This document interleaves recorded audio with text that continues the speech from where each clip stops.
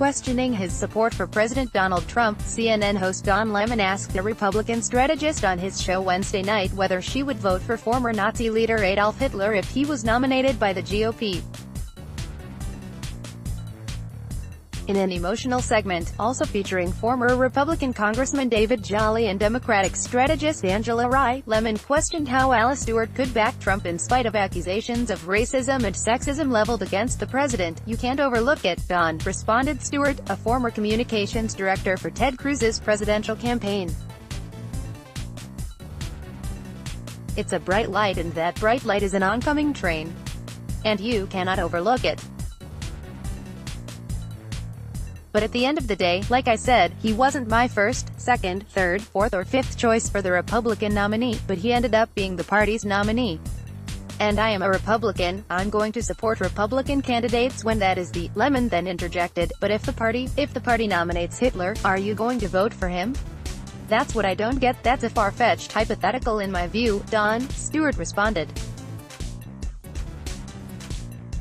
Later in the segment, Rye, who is black, came to tears discussing the issue of racism. "I'm told every day I'm on air that I'm racist because I call out racism," she said, before turning her attention to Stewart. "That is maddening to me. And I'm crying about it because it's crazy. And I wish that somebody who is a colleague of mine like Alice could at least acknowledge that fact. That is so frustrating." Stewart responded that this has been going on for many, many years and it is boiling over the surface now. Trump has faced frequent criticism over his rhetoric and policies concerning immigration.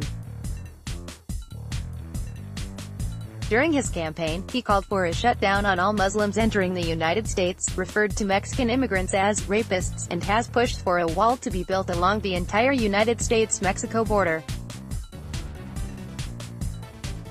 Since entering office, he has been chided for saying there were very fine people on both sides of a deadly white nationalist rally in Charlottesville, Virginia, last August. More recently, he reportedly referred to immigrants from Haiti, El Salvador and African nations as coming from shithole countries. And his administration has faced a firestorm of criticism after the announcement in April of a zero-tolerance immigration policy that led to the separation of more than 3,000 migrant children from their parents.